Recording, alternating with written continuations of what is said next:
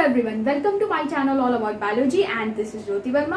और आज यहाँ पर हम लोग बात करने वाले हैं स्ट्रक्चर ऑफ एंथर के बारे में। उसमें भी बेसिकली हम लोग देखेंगे कि एंथर में आपको कौन कौन से वॉल लेयर्स देखने को मिलते हैं, और स्पेसिफिकली हम लोग यहाँ पर देखेंगे स्ट्रक्चर ऑफ माइक्रोस्पोरेंजियम, यानी कि माइक्रोस्पोरेंजियम के स्ट्रक्चर में आपको कौन कौन सी चीजें देखने को मिलती हैं। आज हम उनके बारे में जानेंगे। तो चलिए वीडियो को स्टार्ट करते हैं। सबसे पहले यहाँ पर हम लोग बात कर लेते हैं एक टिपिकल स्टेमन के बारे में। अगर आप बात करो एक स्टेमन की, तो स्टेमन में आपको क्या क्या देखने को मिलता है? आपको देखने को मिलता है एंथर, कनेक्टिव और फिलामेंट। एंथर की अगर हम बात करें तो एंथर भी आपको यहाँ पर दो तरीके का देखने को मिलता है। एक होता है मोनोथीकस एंथर और दूसरा होता है डाइथीकस एंथर। यहाँ पर हम लोग बात कर रहे हैं डाइथीकस एंथर के बारे में, क्योंकि आपको यहाँ पर एंथर में दो लोब्स देखने को मिल रहे हैं और वो दोनों ही लोब्स एक दूसरे से एक पैरेन्काइमेटस टिश्यू के थ्रू जुड़े हुए होते हैं, जिसे हम कहते हैं कनेक्टिव। तो यहाँ पर आपको क्योंकि दो लोब्स देखने को मिलते हैं, बाइलोब्ड कंडीशन देखने को मिलती है, इसलिए इस पूरे एंथर को हम लोग डाइथीकस एंथर के नाम से जानते हैं। और ज्यादातर प्लांट्स में आपको ये डाइथीकस कंडीशन ही देखने को मिलती है। इसके साथ साथ यहाँ पर ये जो स्टॉक लाइक स्ट्रक्चर आपको यहाँ पर दिखाई दे रहा है, इसे हम कहते हैं फिलामेंट, जो कि यहाँ पर स्टॉक होता है स्टेमन का। तो स्टेमन में आपको तीन पार्ट्स देखने को मिलते हैं, एंथर, कनेक्टिव और फिलामेंट।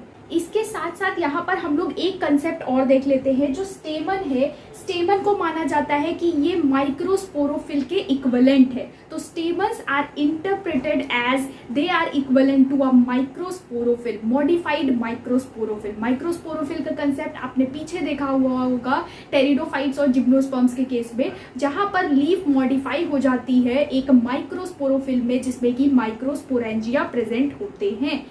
यहाँ पर स्टेमन को माइक्रोस्पोरोफिल के इक्विवेलेंट बताया जाता है और माना जाता है कि यहाँ पर ये जो स्टेमन होता है ये मॉडिफाइड माइक्रोस्पोरोफिल के इक्विवेलेंट होता है, क्योंकि इसमें माइक्रोस्पोरेंजिया पाए जाते हैं। तो इसलिए आपको ये पॉइंट मालूम होना चाहिए, क्योंकि ये मल्टीपल चॉइस क्वेश्चंस में पूछा भी जाता है और पूछ लिया जाता है कि स्टेमन इज इक्विवेलेंट टू, तो आंसर इसका होगा माइक्रोस्पोरोफिल। अब इसके बाद जब इस एंथर का आप ट्रांसफर सेक्शन काटते हो, यानी कि आप ऐसे करके सेक्शंस काटते हो, तो उसके बाद जब आप सेक्शन को माइक्रोस्कोप में देखोगे तो आपको कुछ इस टाइप का शेप दिखाई देगा। तो जो टिपिकल एंथर होता है वो टेट्रागोनल शेप का होता है, यानी कि आपको इसमें चार साइड्स देखने को मिलती हैं, जैसा कि आपको यहाँ पर देखने को मिल रही है। तो जब आप एंथर का ट्रांसफर सेक्शन लोगे तो आपको कुछ इस टाइप का शेप दिखाई देगा। क्योंकि ये डाइथीकस एंथर है तो आपको इसमें दो लोब्स देखने को मिल रहे हैं। कौन कौन से? एक लोब ये वाला है, एक पूरा लोब ये है और ये दूसरा लोब है, और ये दोनों लोब्स बीच में स्टेराइल टिश्यू से कनेक्टेड है, जिसे हम कहते हैं कनेक्टिव। तो ये जो बीच वाला रीजन है ये कनेक्टिव है। यहाँ पर आपको ये एक सर्कुलर डॉट दिखाई दे रहा है, ये बेसिकली वस्कुलर सप्लाई है, यानी कि यहाँ से ही एंथर को वाटर, मिनरल और न्यूट्रिएंट्स मिलते हैं। ठीक, इसके बाद अगर आप देखो इस एंथर के ट्रांसफर सेक्शन को, तो आपको एक लोब में दो स्ट्रक्चर्स ये सर्कुलर दिखाई दे रहे हैं, इन्हें हम कहते हैं माइक्रोस्पोरेंजिया। तो एक लोब में आपको यहाँ पर दो माइक्रोस्पोरेंजिया दिखाई दे रहे हैं और दूसरे लोब में भी आपको दो माइक्रोस्पोरेंजिया दिखाई दे रहे हैं। तो टोटल आपको यहाँ पर चार माइक्रोस्पोरेंजिया दिखाई देते हैं डाइथीकस एंथर के केस में, इसलिए इसे हम टेट्रास्पोरेंजिएट कंडीशन के नाम से भी जानते हैं, क्योंकि आपको यहाँ पर टोटल चार माइक्रोस्पोरेंजिया देखने को मिलती हैं। अब ये जो सैक लाइक स्ट्रक्चर है, जिसे हम माइक्रोस्पोरेंजिया कहते हैं या माइक्रोस्पोरेंजियम कहते हैं, जब हम किसी एक सिंगल स्ट्रक्चर की बात करते हैं तो उसे हम माइक्रोस्पोरेंजियम कहते हैं, जब एक से ज्यादा की बात करते हैं तो माइक्रोस्पोरेंजिया टर्म यूज करते हैं। तो यहाँ पर ये जो माइक्रोस्पोरेंजियम है, इसी को आगे चल के पोलन सैक कहा जाता है, क्योंकि इसमें पोलन ग्रेन्स का डेवलपमेंट स्टार्ट होता है। तो चाहे आप माइक्रोस्पोरेंजियम कहो, चाहे आप माइक्रोस्पोरेंजिया कहो या फिर पोलन सैक कहो, सब एक ही टर्म्स हैं यहाँ पर। अब यहाँ पर ये जो रीजन आपको दिखाई दे रहा है, इसी रीजन को हम इनलार्ज कर लेते हैं और एक माइक्रोस्पोरेंजियम के स्ट्रक्चर को अब यहाँ पर हम देखेंगे कि एक माइक्रोस्पोरेंजियम के स्ट्रक्चर में आपको क्या क्या चीजें देखने को मिलती हैं। तो अब हम इस तरफ आ जाते हैं और आपको यहाँ पर ये जो स्ट्रक्चर दिखाई दे रहा है, ये पूरा स्ट्रक्चर एक माइक्रोस्पोरेंजियम को दिखा रहा है। एंथर वाले रीजन में जो माइक्रोस्पोरेंजियम प्रेजेंट है, उसके स्ट्रक्चर में आपको कौन कौन से लेयर्स दिखाई देंगे और क्या क्या चीजें दिखाई देंगी, अब हम उनको यहाँ पर देखते हैं। तो अगर आप बात करें एक माइक्रोस्पोरेंजियम की, जो कि एक सैक लाइक स्ट्रक्चर है जिसमें कि बहुत सारे स्पोरोजिनस टिश्यू हैं, इसको सराउंड करते हुए आपको क्या क्या कौन कौन सी लेयर्स दिखाई देंगी वो यहाँ पर हम देख लेते हैं। तो सबसे पहले आपको जो लेयर दिखाई दे रही है वो है एपिडर्मिस, जो कि सिंगल लेयर यहाँ पर प्रेजेंट होती है। और एपिडर्मिस की जो लेयर है, इसके बाद आपको कौन कौन सी लेयर देखने को मिलती है, इसके बाद आपको रेडियली इलोंगेटेड सेल्स देखने को मिलती है जिन्हें हम कहते हैं इंडोथीशियम। यहाँ पर ये सेल्स आपको कुछ इस शेप में देखने को मिल रही है। इसके अंदर आपको फाइबरस थिकनिंग्स देखने को मिलती है। बहुत ही ज्यादा इंपॉर्टेंट कैरेक्टरिस्टिक फीचर है इंडोथीशियम का, जिसमें आपको फाइबरस थिकनिंग देखने को मिलती है। और यहाँ पर इंडोथीशियम के केस में कुछ कुछ वॉल्स पर कैलोस का डिपोजिशन भी देखने को मिलता है। तो माना जाता है कि इन फाइबरस थिकनिंग्स और कैलोस डिपोजिशन की वजह से ही इंडोथीशियम एंथर के डिहिसेंस में एक बहुत ही ज्यादा इंपॉर्टेंट रोल प्ले करता है। अब यहाँ पर ये जो एंथर का डिहिसेंस होता है, एंथर का डिहिसेंस यानी कि एंथर का फटना, एंथर का बर्स्ट होना, तो एंथर के बर्स्ट होने में जो मेजर रोल प्ले करता है वो इंडोथीशियम और स्टोमियम के सेल्स रोल प्ले करते हैं इस चीज में। अब इसके बाद हम अगर बात करें तो इंडोथीशियम के बाद जो लेयर्स आती हैं उन्हें हम कहते हैं middle layers. Middle layer generally आपको 1 to 3 लेयर देखने को मिलती हैं और कुछ कुछ फैमिलीज में या कुछ कुछ प्लांट्स में इससे ज्यादा लेयर्स भी देखने को मिल सकती हैं। और कुछ मेंबर्स ऐसे भी होते हैं जिनमें की मिडल लेयर्स एब्सेंट भी होती हैं, उनके बारे में भी अभी हम बात करेंगे। यहाँ पर ये जो आप ग्रीन से सर्कुलर स्ट्रक्चर देख रहे हो वो है मिडल लेयर्स। मिडल लेयर के बाद जो आपको लेयर देखने को मिल रहा है वो है टेपटम।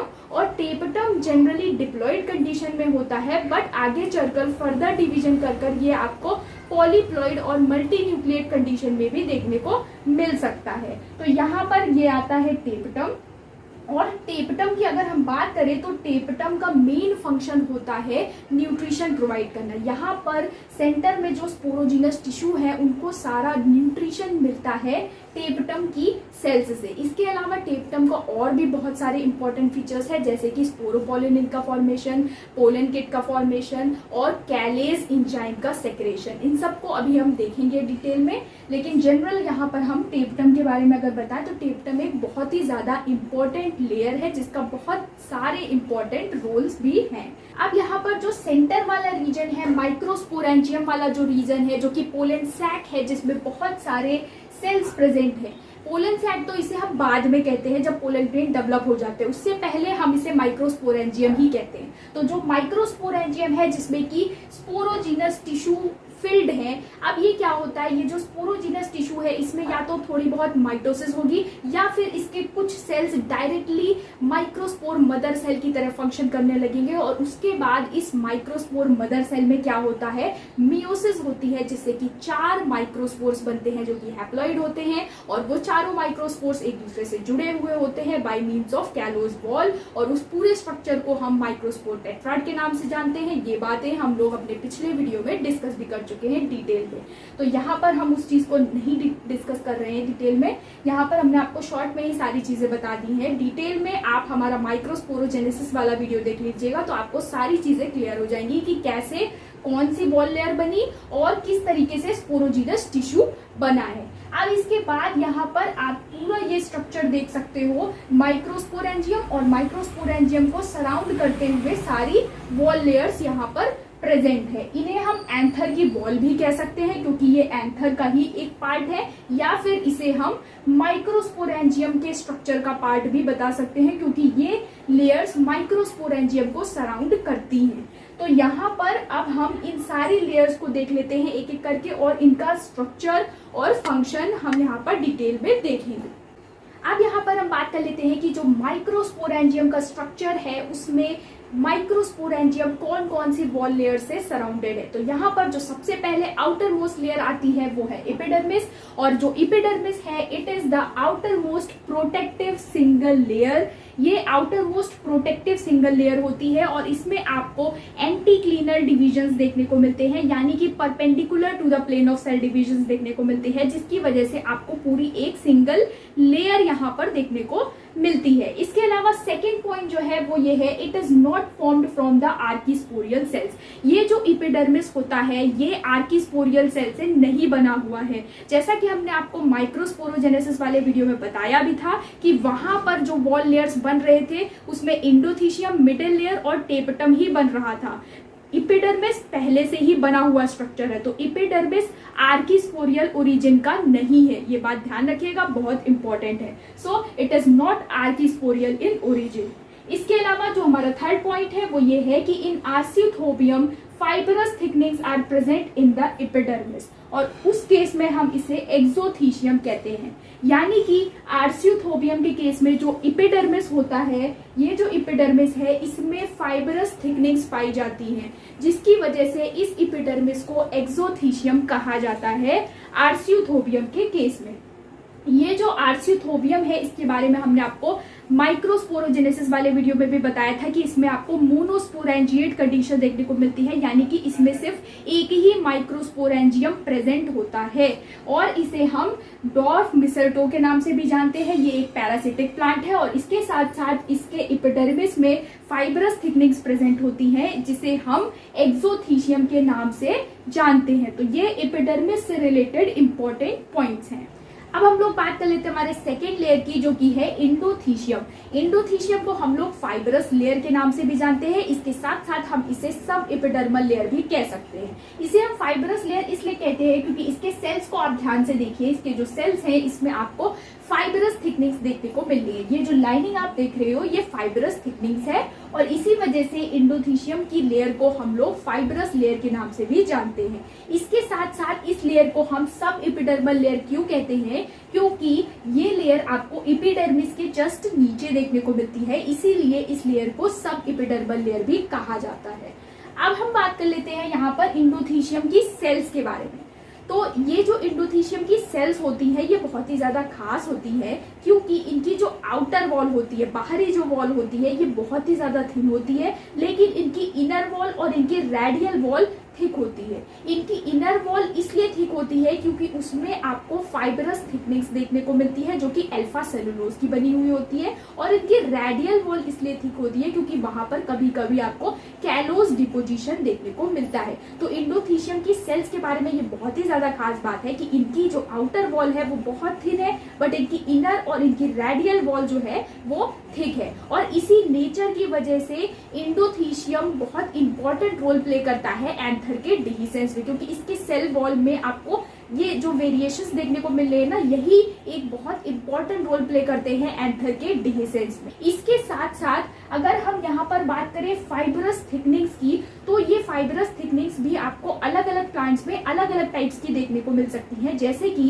कुछ प्लांट्स में प्लेट लाइक फाइबरस थिकनिंग्स होती हैं, कुछ प्लांट्स में रेटिकुलेट फाइबरस थिकनिंग्स होती हैं, कुछ प्लांट्स में हेलिकल फाइबरस थिकनिंग्स होती हैं, और कुछ प्लांट्स में U shaped fibrous thickenings reported है। तो ये अलग अलग प्लांट्स हैं और अलग अलग प्लांट्स में आपको अलग अलग वेरिएशंस भी देखने को मिलते हैं।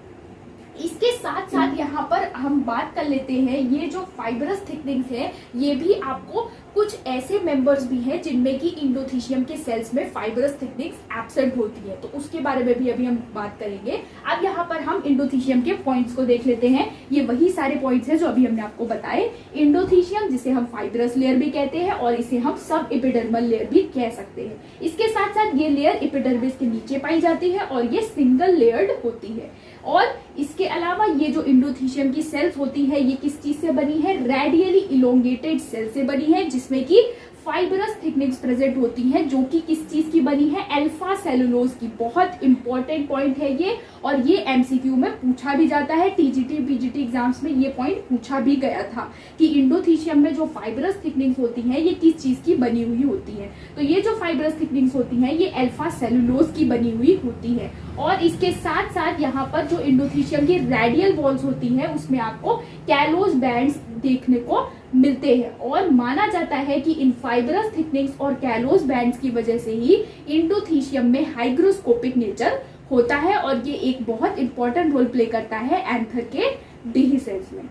नेक्स्ट पॉइंट हमारा है outer wall of cells is thin. Endothecium की जो वॉल होती है, जो आउटर वॉल है वो थिन है। और अगर हम बात करें इसके इनर और रेडियल वॉल की, तो इसकी इनर और रेडियल वॉल थिक होती है। तो ये सारे पॉइंट्स हैं जो हमने आपको अभी बताए। इसके अलावा जो इंडोथीशियम है, इंडोथीशियम के सेल्स अपना मैक्सिमम डेवलपमेंट अटेन कर लेते हैं जब एंथर का डिहिसेंस होने वाला होता है। तो एंथर के डिहिसेंस के वक्त इंडोथीशियम के सेल्स अपना मैक्सिमम डेवलपमेंट अटेन कर लेते हैं। और इसके साथ साथ जब एंथर का डिहिसेंस होने वाला होता है तो बहुत सारे चेंजेस होते हैं, जैसे कि मिडिल लेयर और टेपटम उस वक्त डिसइंटीग्रेट हो जाता है। और यहाँ पर आपको एक माइक्रोस्पोरेंजिया देखने को मिल रहा है, यहाँ नीचे दूसरा माइक्रोस्पोरेंजिया होता है और दोनों के बीच में ये जो सेप्टम प्रेजेंट है, ये जो सेल्स प्रेजेंट है, ये डिसइंटीग्रेट हो जाते हैं डिहिसेंस के टाइम और ये दोनों माइक्रोस्पोरेंजिया एक हो जाते हैं। यहाँ पर एक पूरा स्ट्रक्चर बन जाता है जब एंथर का डिहिसेंस होने वाला होता है उस वक्त। और उसके बाद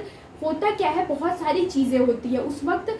एंथर का जब डिहिसेंस होने वाला होता है तो एंथर थोड़ा सा ड्राई होता है, वहां पर सेल्स में बहुत सारे चेंजेस आते हैं और अल्टीमेटली इंडोथीशियम की सेल्स भी यहाँ पर एक बहुत इंपॉर्टेंट रोल प्ले करती हैं और बहुत सारे चेंजेस इन सेल्स में भी होते हैं, जिसकी वजह से क्या होता है, जो स्टोमियम वाला रीजन होता है वो ब्रेक हो जाता है और एंथर का डिहिसेंस हो जाता है और पोलन ग्रेन्स रिलीज होते हैं।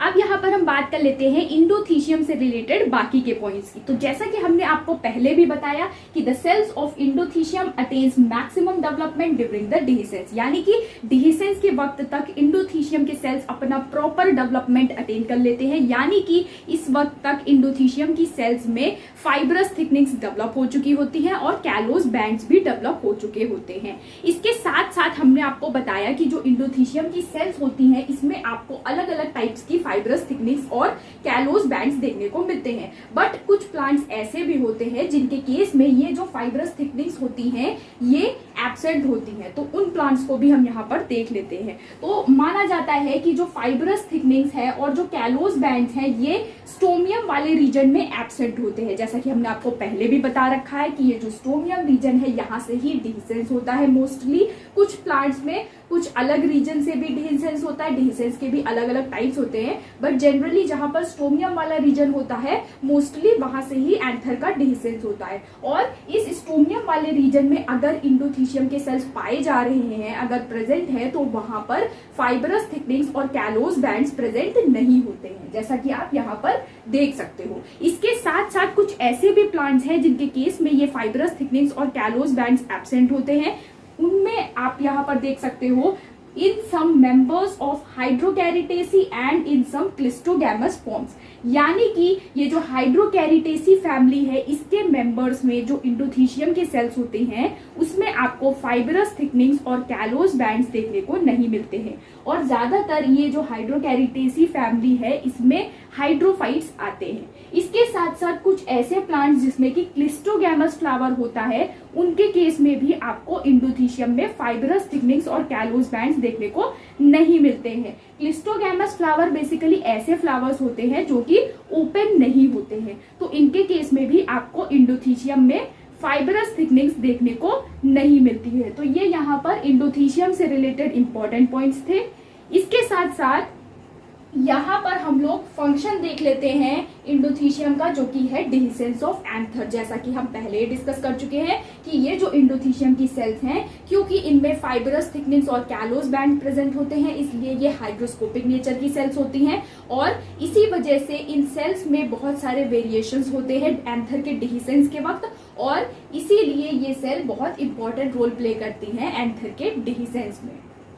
अब हम लोग बात कर लेते हैं हमारे नेक्स्ट लेयर की, जो कि है मिडिल लेयर्स। जैसा कि आप यहाँ पर देख सकते हो ये जो ग्रीन सेल्स हैं ये है मिडिल लेयर्स, और ये मिडिल लेयर्स आपको कहाँ देखने को मिलती है, ये आपको इंडोथीशियम और टेपटम के बीच में देखने को मिलती है। इन सेल्स की खास बात ये होती है कि ये जनरली 1 to 3 लेयर स्ट्रक्चर होता है, यानी कि आपको इसमें जनरली 1 से 3 लेयर तक देखने को मिल सकती है। लेकिन आपको कुछ कुछ प्लांट्स में कुछ वेरिएशंस भी देखने को मिलेंगे जिनको अभी अभी हम डिस्कस भी करेंगे।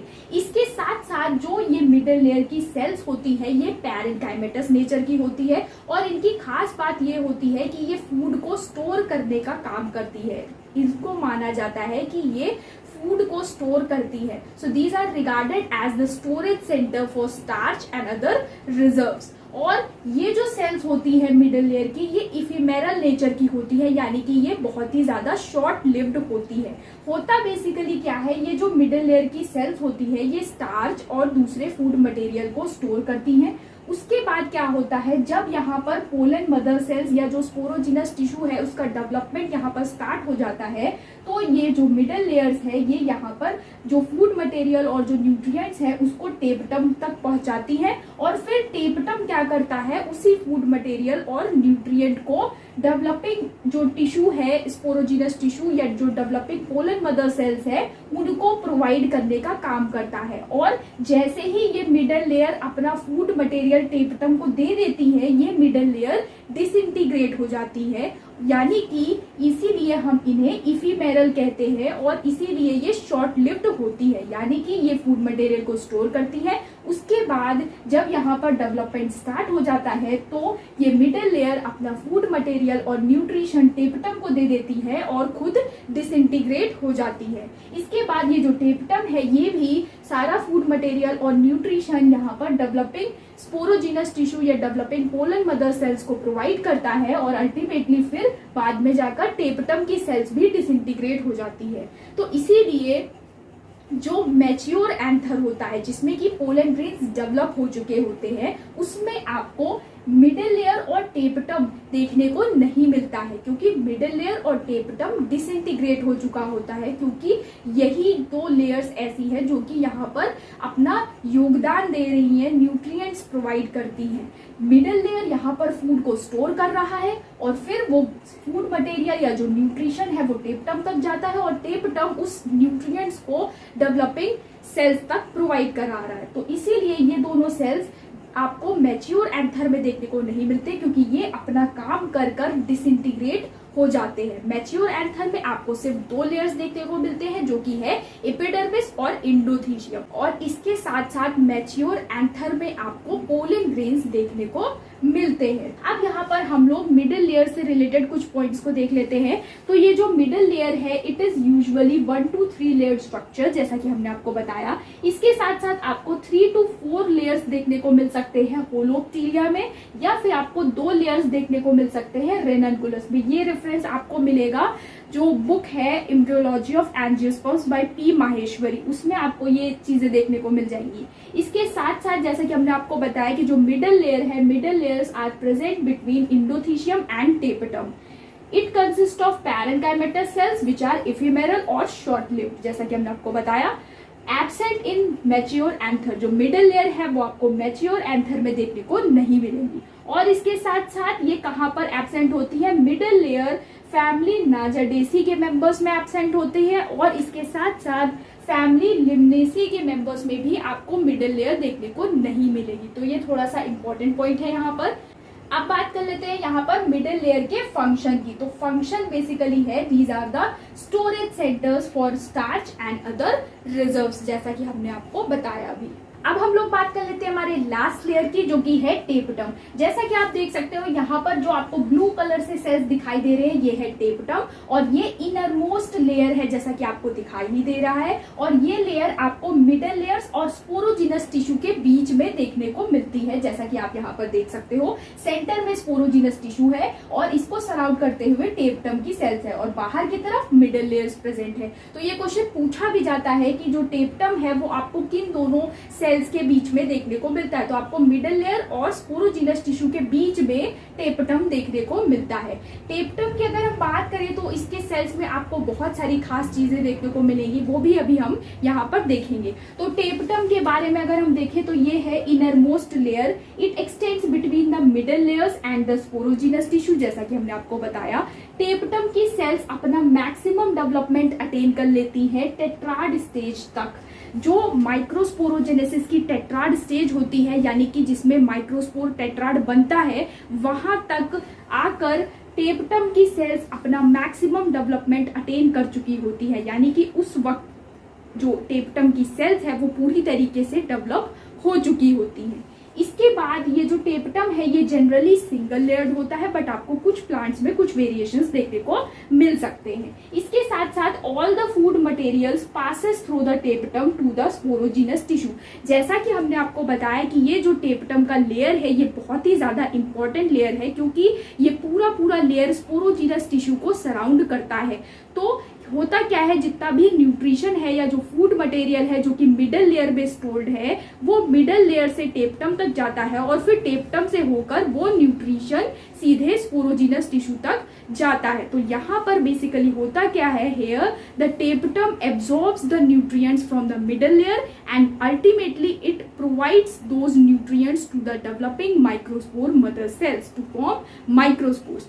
तो यहाँ पर टेपटम बेसिकली एक न्यूट्रिटिव लेयर की तरह फंक्शन करता है जो कि डेवलपिंग माइक्रोस्पोर मदर सेल को न्यूट्रिशन प्रोवाइड कर रहा है। इसके साथ साथ यहाँ पर ये जो सेल्स होते हैं टेपटम की सेल्स में आपको बहुत लार्ज न्यूक्लियाई और डेंस साइटोप्लाज्म देखने को मिलता है। इसके साथ साथ जो टेपटम की सेल्स होती हैं इनमें आपको पॉलीप्लॉइडी और मल्टी न्यूक्लिएट कंडीशन भी देखने को मिल सकती है। यहाँ पर ये जो टेपटम की सेल्स हैं इनमें आपको लार्ज न्यूक्लियाई, डेंस साइटोप्लाज्म और इसके साथ साथ पॉलीप्लॉइड या फिर मल्टी न्यूक्लिएट कंडीशन भी देखने को मिल सकती है, जिसको हम सेपरेट वीडियो में डिटेल में डिस्कस भी करेंगे। इसके साथ साथ हम एक सेपरेट वीडियो बनाने वाले हैं जिसमें हम टेपटम के बारे में पूरा डिटेल में डिस्कस करेंगे, टेपटम के टाइप्स और टेपटम का जो डिफरेंस है अमोइबॉइड टेपटम और सेक्रेटरी टेपटम के बीच में, और इसके साथ साथ जो डाइमॉर्फिक टेपटम है, पी टेपटम है, सी टेपटम है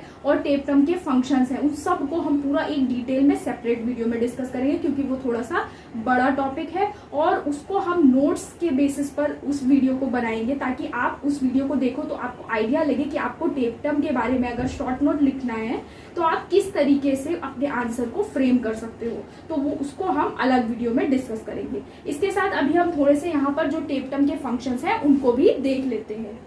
अब हम लोग बात कर लेते हैं हमारे लास्ट पॉइंट की, जो कि है फंक्शंस ऑफ टेपटम। जैसा कि हमने आपको बताया कि टेपटम एक बहुत ही ज्यादा इंपॉर्टेंट लेयर है क्योंकि इसके बहुत सारे फंक्शंस हैं। तो चलिए इसके फंक्शंस देख लेते हैं। इसका पहला फंक्शन है it absorbs food material from the middle layer and provides nutrition to the microspore mother cell to form microspores. जैसा कि हमने आपको बताया कि ये जो टेपटम है ये एक तरीके का न्यूट्रिटिव लेयर है और ये क्या करता है, ये मिडल लेयर से न्यूट्रिशन एब्जॉर्ब करता है और उसके बाद ये डेवलपिंग माइक्रोस्पोर मदर सेल को वो न्यूट्रिशन प्रोवाइड कराता है ताकि माइक्रोस्पोर मदर सेल से म्यूसिस होने के बाद माइक्रोस्पोर्स का फॉर्मेशन हो सके। तो ये टेपटम का एक बहुत ही ज्यादा इंपॉर्टेंट फीचर है जो कि है providing nourishment to the developing microspore mother cells. इसके बाद नेक्स्ट फंक्शन है secretion of enzyme callase which is also known as beta-1,3 glucanase to make microspore free। जैसा कि हमने आपको बताया था माइक्रोस्पोरोजेनेसिस के दौरान जब माइक्रोस्पोर मदर सेल में म्यूसिस होती है तो 4 माइक्रोस्पोर्स बनते हैं और वो एक कैलोज की बॉल से जुड़े हुए होते हैं जिसे हम कहते हैं, पूरे स्ट्रक्चर को हम कहते हैं माइक्रोस्पोर टेट्राड। अब होता क्या है, ये जो टेपटम की सेल्स है ये एक तरीके का एंजाइम सेक्रेट करती है जिसे हम कहते हैं कैलेज एंजाइम।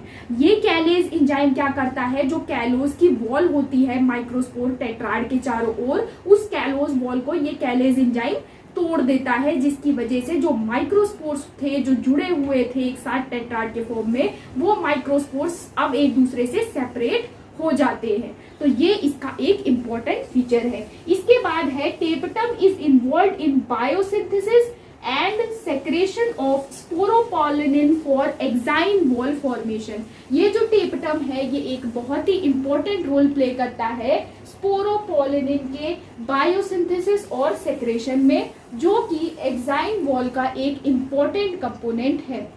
तो यहाँ पर बेसिकली होता क्या है, ये जो टेपटम है ये स्पोरोपोलिनिन की सिंथेसिस करता है। स्पोरोपोलिनिन एक बहुत ही ज्यादा कॉम्प्लेक्स स्टेबल बायोपॉलीमर है जिसको किसी भी एंजाइम, किसी भी केमिकल या यूवी रेडिएशन के द्वारा डिग्रेड नहीं किया जा सकता। स्पोरोपोलिनिन एक बहुत ही ज्यादा स्टेबल कंपोनेंट माना जाता है और ये आपको पोलन ग्रेन्स की एक्साइन में या जो बाहरी लेयर होती है उसमें देखने को मिलता है। इसके साथ साथ जो हमारा लास्ट पॉइंट है वो ये है formation of pollen kit and ट्राइफीन।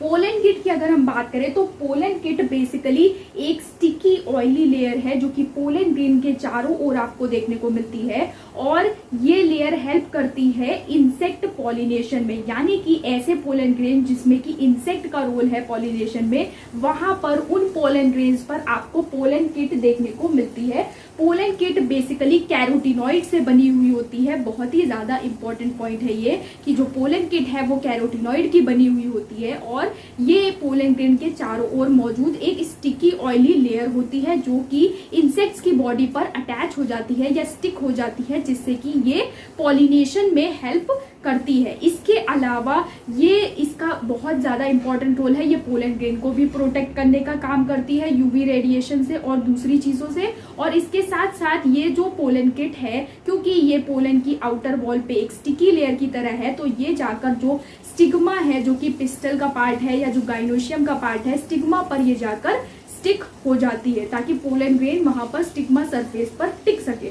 तो उसके लिए भी ये जो पोलन किट है ये एक बहुत इंपॉर्टेंट रोल प्ले करती है। पोलन किट का जो प्रिकर्सर है वो है कैरोटिनॉइड, इस बात का ध्यान रखिएगा। इसके साथ साथ जो फैमिली ब्रेसिकेसी के मेंबर्स होते हैं उनमें पोलन किट में कुछ सब्स्टिट्यूशन देखने को मिलता है, कुछ चेंजेस देखने को मिलते हैं, और वहां पर हम इसे कहते हैं ट्राइफीन। तो आपको फैमिली ब्रेसिकेसी के मेंबर्स में ट्राइफीन देखने को मिलेगा जो कि एक स्टिकी ऑयली लेयर है पोलन ग्रेन्स के अराउंड। तो ये बेसिकली है टेपटम के सारे इंपॉर्टेंट फीचर्स। इसके साथ साथ ये जो टेपटम है ये एक बहुत ही ज्यादा इंपॉर्टेंट कंपोनेंट माना जाता है। अगर ये समय से पहले डिजेनरेट हो जाए या फिर ये समय के बाद डिजेनरेट हो तो उसकी वजह से पोलन ग्रेन्स में स्टेरिलिटी भी आ जाती है। तो पोलन स्टेरिलिटी भी हो सकती है अगर टेपटम पहले डिजेनरेट हो जाए, समय से पहले या फिर समय के बाद, या फिर ये देर में डिजेनरेट होगा तो भी पोलन ग्रेन्स में स्टेरिलिटी रिपोर्ट की गई है। तो ये बहुत ही ज्यादा इंपॉर्टेंट लेयर है, इससे आपको आइडिया लग जाएगा। सो ये बेसिकली थे सारे लेयर्स जो कि आपको टीएस ऑफ एंथर में देखने को मिलते हैं, जो कि माइक्रोस्पोरेंजियम को सराउंड करते हैं। सो आज के लिए इतना ही। अगर आपको वीडियो पसंद आया तो चैनल को सब्सक्राइब करिए, लाइक करिए, शेयर करिए। Thank you so much.